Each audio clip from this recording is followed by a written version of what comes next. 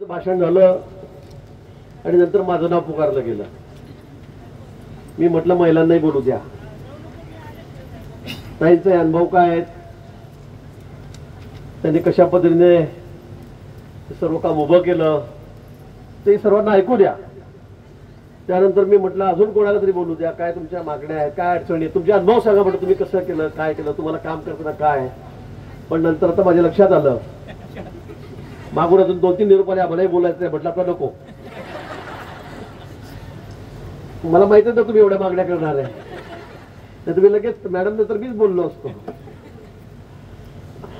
पण मला खूप आनंद होतो की महिला या व्यासपीठावर येऊन बोलतायत. ग्रामीण भागातल्या महिला आहेत, खेड्यातल्या महिला आहेत, त्या कधी घराच्या बाहेर पडल्या नाही. चूल आणि मूल किंवा फक्त शेतात मजुरी करणं, काम करणं याशिवाय कधी बाहेर पडलेल्या नाहीत. पण आज या बचत गटाच्या माध्यमातून, या गटाच्या माध्यमातून आपण स्वतःच्या पायावर उभं राहायला लागलेले आहात, स्वतःचा उद्योग उभा करतायत, स्वतः कमवतायत. काही ठिकाणी तर नवरे घरी बसलेले आहेत आणि बायकाच आता राज्य करतायत. अशी परिस्थिती आहे. आपल्या देशाचे पंतप्रधान माननीय मोदीजी हे 10 वर्षापूर्वी पंतप्रधान झाले आणि तेव्हापासून आपण बघतात, पूर्वी हा असा विषय नव्हता कधी.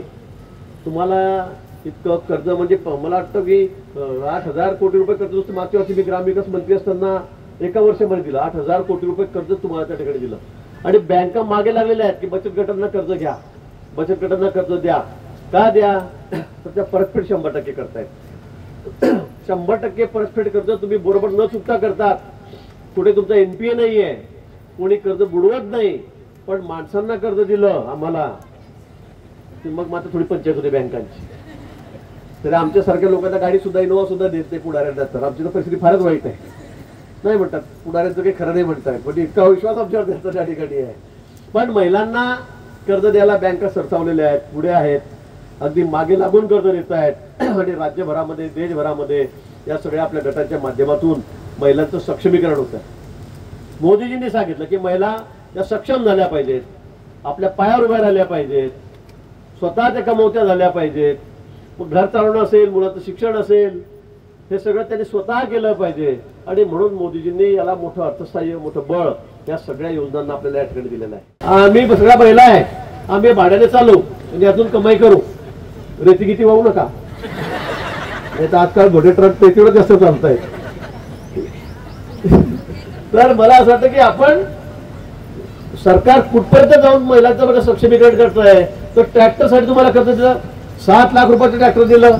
मात्र तुम्ही नागारटी टिलर करा, नागारटी करा, टिलर करा, ओखंडी करा, त्यातून तुम्ही ट्रॅव्हली लावून त्याला काही माल वाहतूक करा आणि त्यातून त्या भाड्यातून पैसे कमवा, त्यातून त्या भाड्यामधून पैसे कमवा. त्यातून काय तुम्हाला हप्ता भरायचा आहे की नाही? भरायचा आहे ना मॅडम? हप्ता भरायचा नाही? आमच्यासाठी योजना नाही काय कधी अशी काही? हप्ता द्यायचा नाही, मोफत आहे बघा. म्हणजे अजून काय पाहिजे? मला वाटलं की थोडेफार बिना व्याजाचं असेल, हप्ते भरायचे असेल, पण एवढं काही पैसे द्यायचे नाही. फक्त तुम्ही चालवा आणि पैसे कमवा त्यातून. महिला सक्षम झाल्या पाहिजेत, स्वतःच्या पायावर उभ्या राहिल्या पाहिजेत. म्हणून तुम्हाला ट्रॅक्टर असेल, अजून काय काय व्यवस्था असतील मला माहित नाही.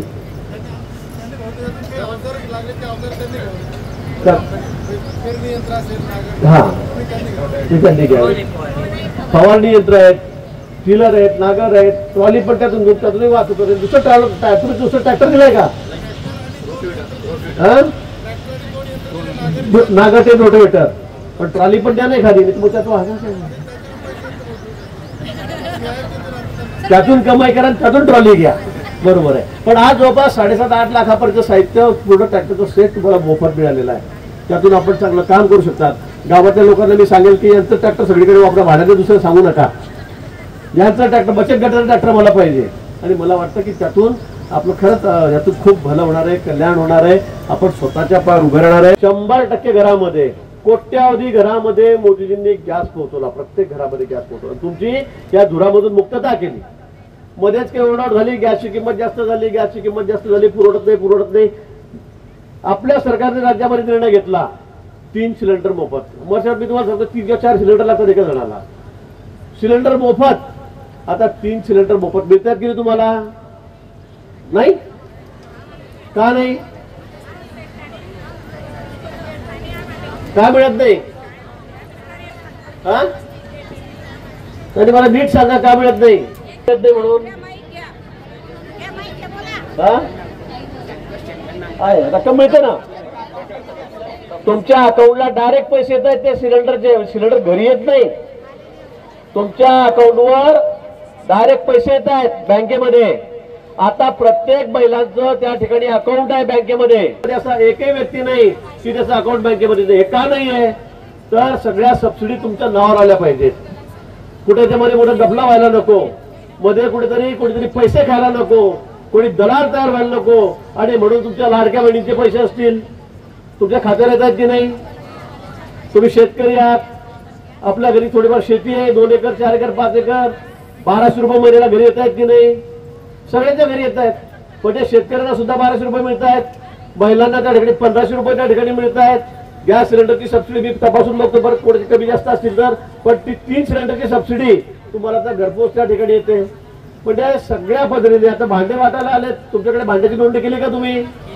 केली. आता तुम्हाला सगळे भांडे, कुकर पासून, पराती पासून, तव्यापासून, सरोट्यापासून, चमच्यांपासून सगळं तुम्हाला जवळजवळ 30,000 रुपयाचे भांडे सगळे हे तुम्हाला आता घरपोचच्या ठिकाणी दिले जात आहेत.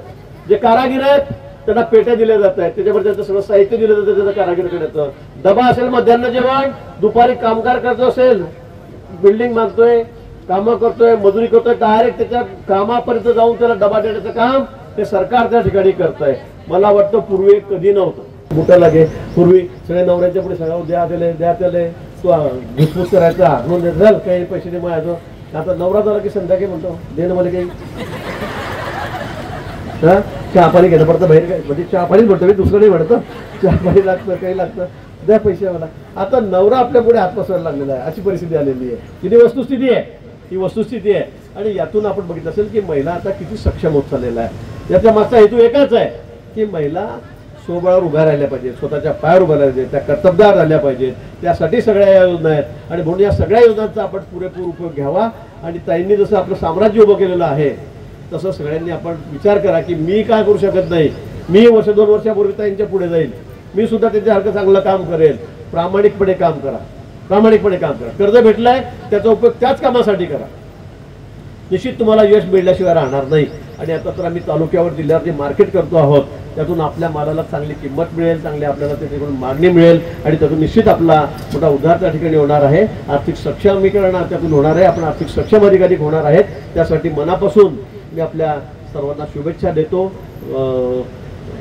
समोर फोटो लावलेले आहेत, जिजाऊंचे आहेत, सावित्रीबाई फुलेंचे आहेत. कर्तबगार महिला त्या काळामध्ये, ज्या काळामध्ये कोणी शिकायला तयार नव्हता, मुली शिकायचं कोणी नाव घेतलं तर यांना दगड मारायचे, शेड मारायचे, ही परिस्थितीच्या काळात होती. त्या काळामध्ये या महिला स्वतःच्या कर्तबगारीने मोठ्या झाल्या. त्यांनी महिलांना शिकवलं, मुलींना शिकवलं, मोठं केलं. आपल्या मुला मुलींनाही तुम्ही शिकवा. सगळ्यात आधी काम काय करत असेल तर त्यांना शिकवा, त्यांना शिक्षण त्यांना द्या. शिक्षणाशिवाय आपल्याला पर्याय नाही आहे. नाहीतर बस काही नाही आम्ही काही करणार नाही, फक्त एवढं करू. पण मुलांना आधी शाळेत पाठवा, त्यांना दर्जेदार शिक्षण त्या ठिकाणी द्या, त्यांच्याकडे चांगलं लक्ष द्या. आणि त्यातून त्यांचं भविष्यकाळ हा उज्ज्वल होणार आहे. आणि म्हणून पुन्हा मी आपल्याला या ठिकाणी या निमित्ताने आवाहन करणार आहे की आपण यातून चांगलं जे असेल ते निश्चित घ्यावं, स्वतःच्या पायावर उभं राहावं. आपल्याला जी काही मदत लागेल शासनाची ती द्यायला आम्ही तयार आहोत. आपण जी मागणी या ठिकाणी केली की आम्हाला खोल्या पाहिजेत, निश्चित मी त्यासाठी प्रयत्न करेल. ते खातं तर माझ्याकडे नाही आहे, तुम्ही लगेच आता सांगितलं असतं की सुरू करून टाका बांधकाम जे काही जेवण तुम्ही पुढच्या महिन्यामध्ये, पण ते खातं तर माझ्याकडे नाही आहे. पण निश्चित आपण प्रयत्न करू. काही म्हणजे एकत्र सगळे होणार नाही की टप्प्याटप्प्याने आपण त्या ठिकाणी असं योजना करू की त्यातून तुम्हाला तिथे रूम मिळाली पाहिजे. खरं आहे, तुम्हाला तर बसायचं कुठे, उठायचं कुठे, काय सामान साहित्य ठेवायचं कुठे आहे प्रश्न आहे. निश्चित आपण त्यासाठी सुद्धा प्रयत्न या ठिकाणी करू. तुम्ही पगाराचा जो प्रश्न मांडलेला आहे, खरं 6,000 रुपये काही होत नाही याची मला कल्पना आहे. तो कसा वाढवता येईल, अजून आपल्याला सक्षमीकरण करण्यासाठी ज्या ज्या आपल्या मागण्या आहेत त्या पूर्ण करण्यासाठी आपण निश्चित प्रयत्न करूया. एवढंच आश्वासन मी आपल्याला प्रसंगी देतो.